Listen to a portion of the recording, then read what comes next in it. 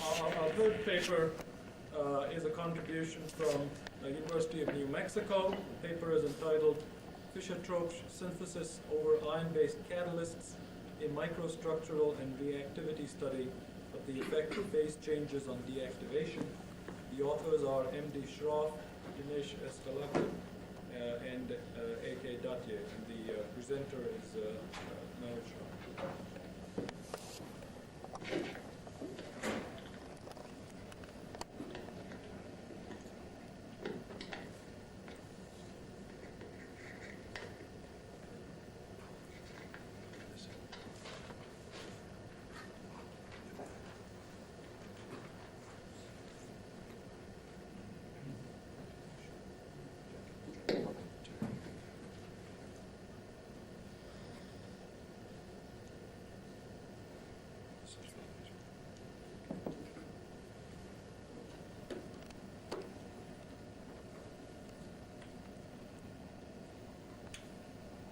Thank you.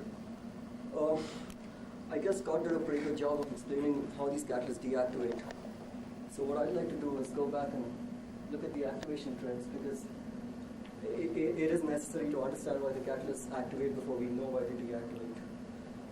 I'd like to add Nancy Jackson and Alan Saul from San Diego as my co-authors, since they have contributed immensely to the results of this work.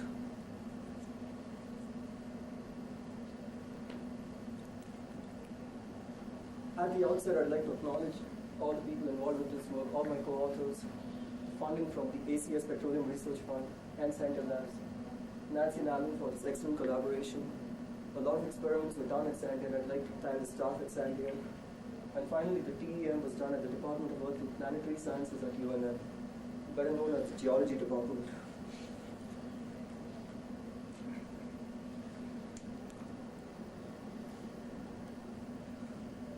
To begin with, there are two major routes to the manufacture of synthesis gas, either starting with coal or with natural gas.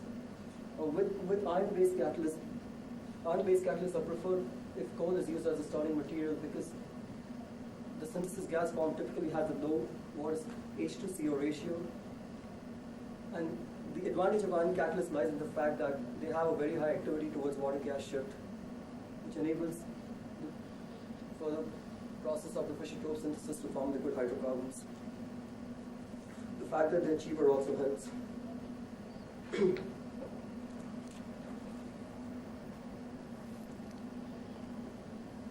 However, iron catalysts are beset with two major problems. First thing is they undergo severe attrition during the use, which can lead to fouling of slurry reactors, which is the preferred mode of operation for these processes, and can also lead to problems in recovery of liquid hydrocarbons from the slurry. They also tend to accumulate large quantities of carbon, which could lead to deactivation and other problems in the catalyst.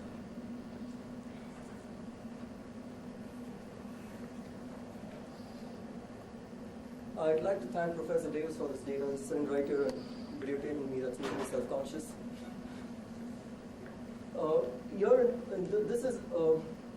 This reaction was carried out at a high pressure, and we do see how activation can affect the subsequent activity of the catalyst. To begin with, the catalyst was directly used in synthesis gas, and it shows a very low activity. But after some hours, CO activation was carried out on this catalyst, and we do see a substantial increase in the activity of the catalyst as a result.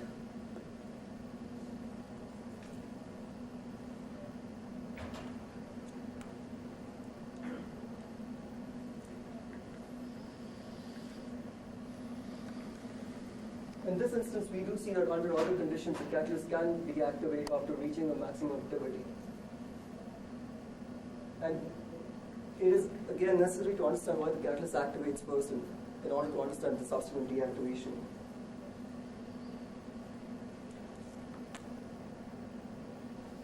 One of the problems in studying these catalysts is the fact that there are several phases which can coexist. A mixture of the metallic phase, oxide and several carbides are known to coexist in these catalysts. And this can lead to complications in their analysis and characterization.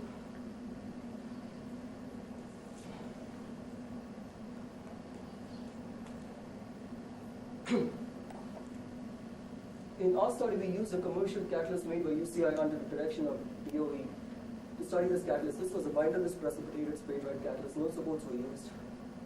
ferric sulfate was used as a precursor, and the catalyst was synthesized in the form of 30 to 50 micron spherical agglomerates, which consisted of primary crystals of hematite, which was the starting material of the catalyst. It had a low surface area and was promoted with copper and potassium. The conditions that we used to study the process were atmospheric conditions, and they were far removed from realistic cases. However, we do believe that the trends reflected in subsequent talk do indicate the activation processes in this catalyst. We used an H2CO ratio of 0.7 in order to comply with the synthesis gas ratio from coal.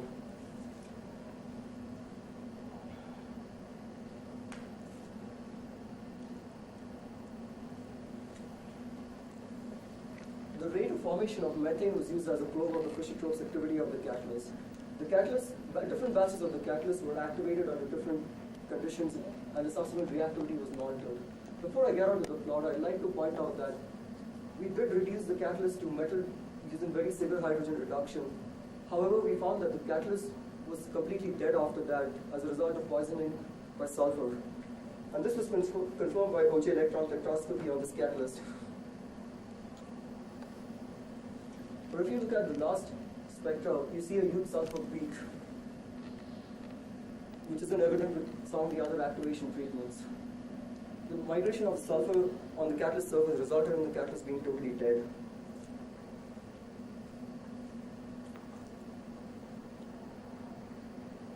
On the other hand, what we show here are the methane formation rates during Fischer-Tropsch synthesis after different activation. In this case, with the hydrogen activation, we employed a very mild reduction and reduced the catalyst only to magnetite from hematite. We also had CO activation and Fischer-Tropsch activation, that was activation in the syngas mixture at two different temperatures, 543 Kelvin and 523 Kelvin.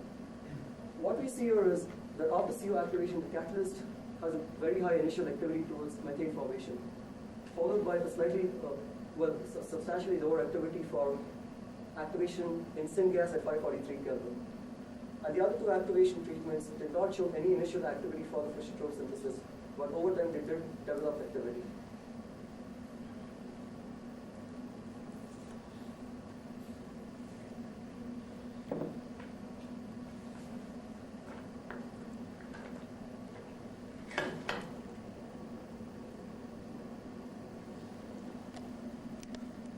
Oops, I'm sorry.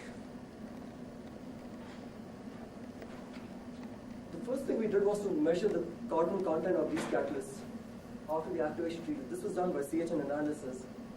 What we see here was after hydrogen activation as well as syngas activation at 523 Kelvin, the amount of carbon in the catalyst sample was negligible. CO activation showed the highest amount of carbon after activation, followed by the Fischer-Tropsch activation at 543 Kelvin. Now this seemed to correlate well with the activity trends seen, initial activity trends seen in this catalyst. However, what we see here is only the total carbon. We do not know what the form of the carbon is. And like I said before, several phases have been known to coexist. Our next approach was to identify the phases by X-ray diffraction. Now in this case, I'd just like to show the slide for the CO activation, follow the CO activation through and through. I'd like to point out that we do see similar trends in the other activation treatments too, only the extents differ as a result of the activation process. What we have here are the two primary, the peak which is shown here is the primary magnetite peak at about 2.5 angstroms. And we have a secondary peak of magnetite at 2 angstroms. Now, going back to the JCPDS data on magnetite, we do know that the ratio of this peak to this peak is about 1 to 3. Now what we see is, after activation and followed by increasing periods of Fischer-Tropsch reaction, we see that this magnetite peak decreases in intensity, thus indicating that the magnetite is being transformed in the reaction. However, the secondary magnetite peak does not decrease correspondingly. In fact, one gets the feeling that it increases. Now the reason this happens is because when iron carbides form, they also diffract at the same T-spacing, which is around 2 angstroms. And what we see here is an overlap of the magnetite and the carbide phases, which is why the peak does not decrease correspondingly. Now, knowing the intensities of these two peaks, it is possible to subtract off the magnetite fraction from this peak and get a rough estimate of the carbide fraction.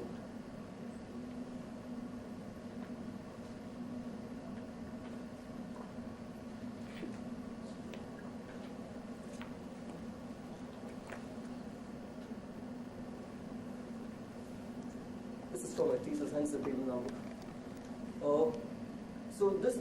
Using this, we get a crude estimate of the fraction of the carbide. What we see here is that after activation CO, we do see a 36% carbide by this method. H2 activation at 543 does not give any carbide. I apologize, as a typo here. This should be 523 and this should be 543. So we do see some carbide formation in syngas activation at 543, but no carbide formation in syngas activation at 523. And over time, as the reaction proceeds, we see increasing amounts of carbide fractions.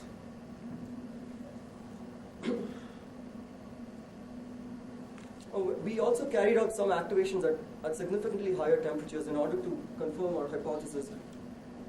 And we do see in this activation at 400 centigrade that the primary magnetite peak at 2.5 angstrom is completely absent, but we do see peaks corresponding to the iron carbides.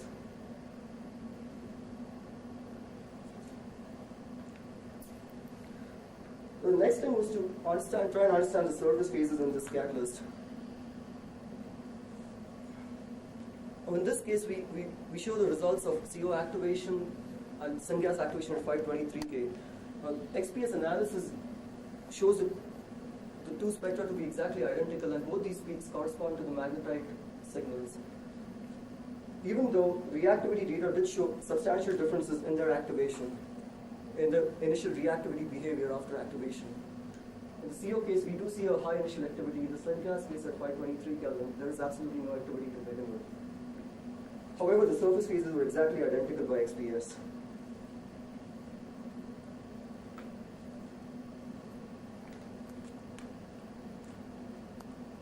In order to resolve this apparent contradiction, we resorted to the use of high-resolution transmission electron microscopy for several reasons. Primarily, HRTM gives you spatial resolution on a level which is not possible by most other techniques. Not only is it possible to get information about the phase, but we also get information about the morphology and the microstructure, as well as the phase distribution of the various, the spatial distribution of the various phases in this catalyst.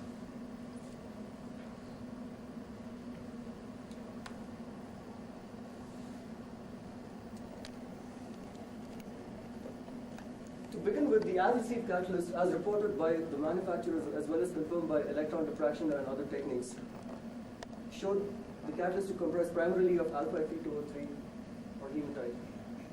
What we saw was these characteristic voids which were present all over the crystal, and these were essentially single crystals, as was confirmed by the fact that we saw lattice fringes going all the way through the crystal. And we also saw these characteristic voids, which, for lack of a better term, we decided to call it the Swiss cheese morphology. This was recent. The nature of these voids was recently confirmed at Oak Ridge using electron holography.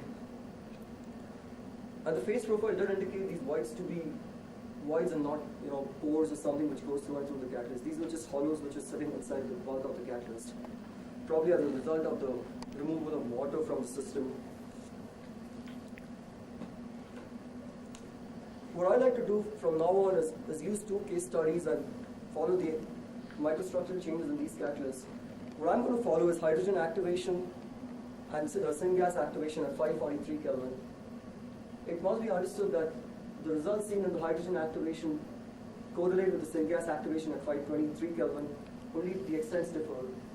While the syngas activation at 543 Kelvin correlates with the CO activation, again, with differing extents. In this case, we see that after hydrogen activation, we have reduced the catalyst to magnetite, as is evident by the primary despacing of the magnetite appearing as lattice fringes, and also the electron diffraction pattern. What we see here is that the microstructure is relatively intact. The voids and the crystal structure are retained. There is no destruction at this level.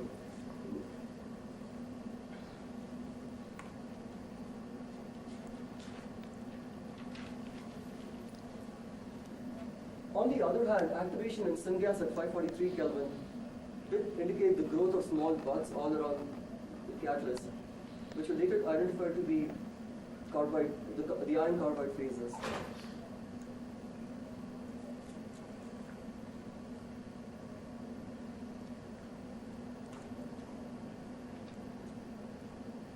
For the sake of comparison, the Fischer-Tropsch activation at 523K showed only magnetite, as evident by the diffraction pattern as well as lattice fringes, and the structure was pretty much similar to the as-received catalyst.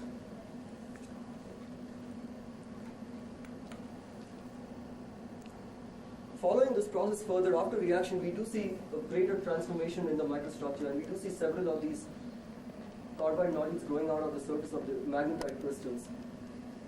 What was interesting was in every case where we saw the carbide, we saw that it was covered by this film of amorphous carbon, which I will get to in a minute. The blow-up of this boxed area is shown in this figure, where we see the carbide particle as well as these amorphous films sitting around the carbide particles.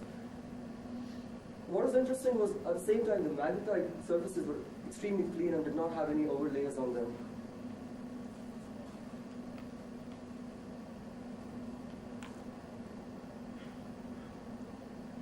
Again, the hydrogen activation followed by 10 hours of reaction did indicate the growth of some carbide particles and these carbide films. The next slide shows a blow-up of that carbide particle, actually two blow-ups, different magnifications. What we see here is the original magnetite crystal, but and the carbide crystal is growing as an outgrowth, and we see something resembling a grain boundary here, where the magnetite is transformed into carbide. And here we see some amorphous films of carbon sitting around the carbide particle.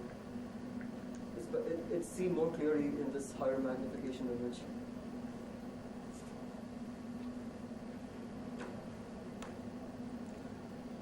After a longer stretch of reaction, we see a much greater transformation to carbide as is to be expected. And what is really fascinating about this picture is that the overall shape of the parent crystal is retained, but most of it is transformed into tiny crystallites of carbide. Now this pseudomorphic transition indicates a nanoscale attrition of this catalyst. A blow-up of this boxed area is shown in the next slide, where the carbide particles and the amorphous carbon films are seen very clearly.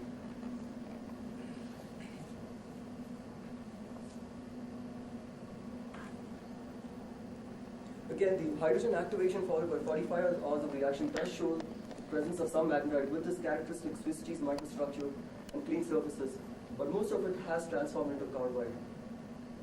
I'll show the blow-ups of these two particles in the next slide.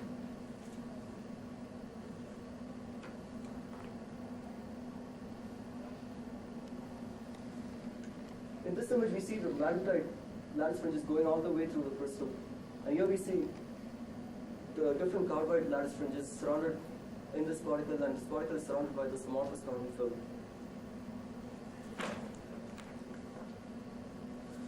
Getting back to our elemental analysis, we do see higher extents of carbon formation, carbon content in these catalysts.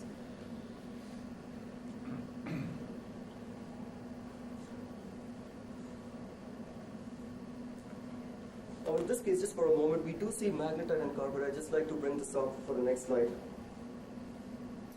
Now going back to XPS, I'd like to draw your attention to the blocks marked 8. We do not see any evidence of carbide, even though we know very clearly from XRD as well as TEM that we do have carbide on the surface.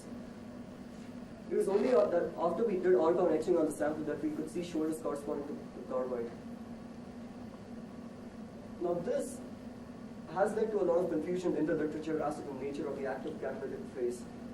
A lot of workers have used bulk techniques and seen carbide, but on the surface they see only magnetite by XPS. And therefore they attribute the activity of the catalyst to magnetite. Whereas in our case, we have seen very clearly that when we start with magnetite, the catalyst is inactive to begin with. But some workers have performed this argon etching and have indeed seen the presence of iron carbide, and have therefore claimed that the magnetite is the active phase supported on a subsurface carbide. We know based on this, as well as this XPS data, that that is not the case, but it's a carbon film that's sitting on the carbide, which attenuates the signal, XPS signal from the iron carbide. Therefore, we do not see any carbide on the surface. And the decrease in the intensity of the carbon peak here in the C1s spectrum does correspond to the fact that we have etched the carbon away.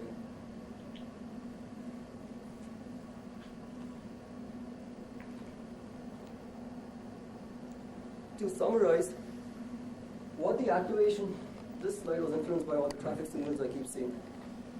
What we do see here was that okay, let me explain this to you first. What we see in these vertical bars, black bars here, are different stages in the transformation from hematite to a system which is predominantly carbide. What we see that CO activation affects the greatest amount of transformation to the carbide phase, followed by the syngas activation at 543 Kelvin. The hydrogen activation and the syngas activation at 523 transform the catalyst only as far as magnetite. However, the subsequent Fischer-Tropsch reactions do affect further transformations to the carbide phase.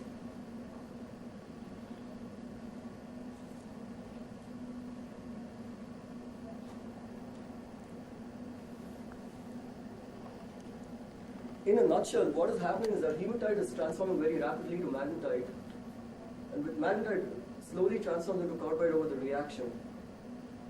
And in this case, the carbide starts growing as nodules on the surface of the magnetite crystal, and eventually the whole crystal is transformed into predominantly carbide particles. Now, each of these carbide particles was found to occur simultaneously with a film of amorphous carbon which is sitting around it. Now, at this point, we believe deactivation could occur if this amorphous carbon could subsequently graphitize and therefore incorporate substantial mass transfer resistances to the flow of the reactants and products. Alternatively, it runs down at higher pressures and much higher conversions than we used in our system, which by the way was a differential reactor.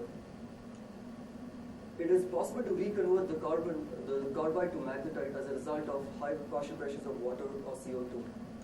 And we know that magnetite is not active for this process, and therefore this could also lead to deactivation. As far as the graphitic carbon was concerned, we have seen the formation of graphitic carbon around these crystallites when we have performed these runs at higher temperatures. In this case, the fringes are very clearly evident so as to belong to graphitic carbon.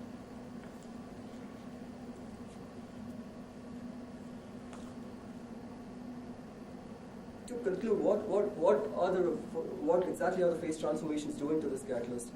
We know that magnetite does not have Fischer-Tropsch activity, but the Fischer-Tropsch activity follows the extent of the formation of the carbide. Now, this transformation of the magnetite to the carbide leads to a nanoscale attrition in the catalyst, which I'll get back to later. Another thing I'd like to stress upon is the importance of passivation in understanding these results. It is possible, if the catalyst is not carefully passivated, that it might transform under atmospheric exposure to magnetite. And if one were to look at it by spectroscopic or microstructural techniques, we would see the presence of magnetite. It might be mistakenly attributed to be the active phase. At this point, we are still investigating the precise formation of occurrence of the deactivation in these catalysts.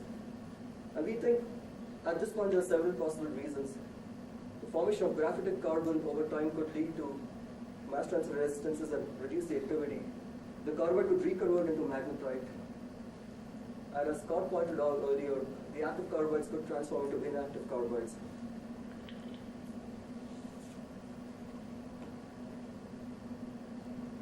A quick aside on the attrition process. We saw that we have a chemical transformation from the single crystals to crystallites, and this breaks the catalyst down. But this is complemented by a physical attrition where the catalyst agglomerate was found to break into the primary crystals. And this is essentially due to the weak bonding of the particles forming the agglomerate.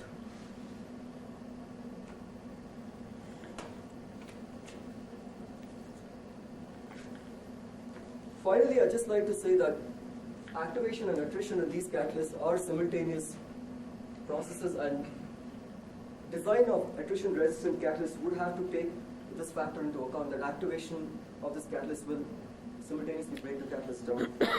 Thank you for your attention, and I'd be glad to answer any questions.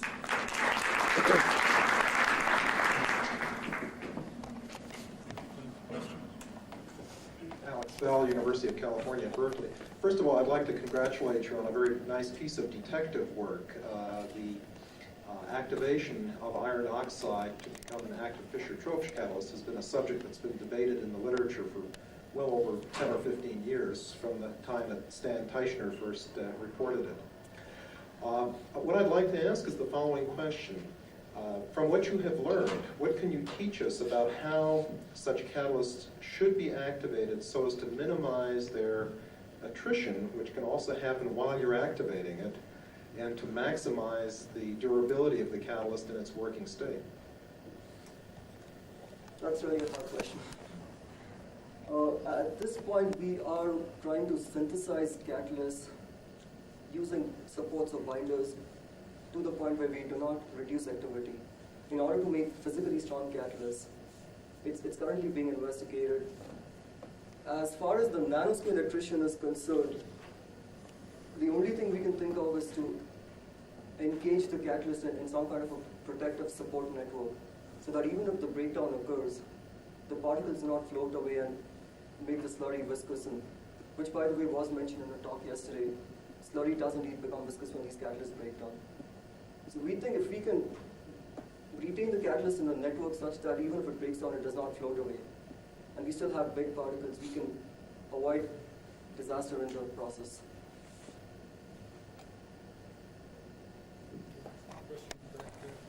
Booker, Texas A&M. I guess I'm not entirely happy with your quick dismissal of magnetite as a possibly active phase, or stating that it doesn't have Fischer-Tropsch activity. I guess basis for that is low activity upon exposure to syngas. Is that the argument for it? Several reasons. When we reduced it in hydrogen to magnetite, we saw no initial activity. It's only over time that the activity developed. The same thing happened with activation in syngas for a short period of time at 523 Kelvin, where there was no evidence either by XRD or by TEM of carbide. It was only magnetite. On the other hand, activation in syngas at 543 Kelvin, a slightly higher temperature, did indeed show the formation of some carbide. And this is confirmed both by TEM as well as XRD. Now that sample did show an initial Fischer-Tropsch activity. So in both cases where we had magnetite, we did not see activity to begin with. In cases where we had carbide after the activation step, we did see activity to begin with. That's okay. I see that with your catalyst, but probably you saw some of our results where we do hydrogen reductions at low temperatures, and we do Moss power and XRD, and really you see only magnetite, or maybe even no magnetite at all, maybe oxide still. And yet, upon exposure to syngas, you have the activity very quickly, and high activity. Like yesterday, my poster on Wednesday. I don't think I can really comment on your data without knowing the exact conditions of your operation and run. But we do believe that if the catalyst is, and we have seen this in our experiments, if the catalyst is not passivated, when you pull it out and characterize it, you will tend to reoxidize the carbide into magnetite.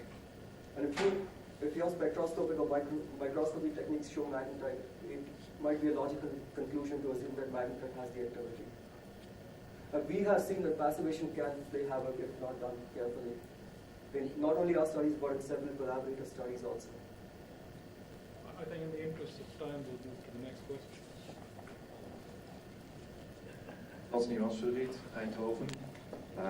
Let me first say that I think it's very beautiful work. Thank you. My compliments. The thing that surprises me a little is that you're saying that the activity is associated with the iron carbide particles, but your carbide particles are all encapsulated in carbon, right? And now you only show activity towards methane. And that makes me think of an old publication by Matsumoto and Bennett from, I believe it's 1978 or so, where they show that initially this catalyst makes a lot of hydrocarbons, but after deactivation you only make methane. Is there any chance that this catalyst is in its deactivated state and that you're looking at 10% methane conversion at the end? Or do you have evidence that this makes all the hydrocarbons as you expect? Oh, let me ask you a question. In this reference that you mentioned, how does the methane formation rate change over time? From my memory, it drops with a factor of 5 or so, meaning that the deactivated catalyst still makes methane. But we haven't really seen a decrease in the formation of methane. And as far as the carbon films are concerned, we think that we are still investigating the precise role of the carbon film. But at the present moment, our belief is that the carbon film is a part of the polymerization process. It is the CO dissociating after absorption, which subsequently polymerizes into the Fischer-Tropsch products. And it's not really a poison, or it's not something that is deactivating the catalyst. But as far as the precise role is concerned, we are still investigating it. Charles Mims, University of Toronto.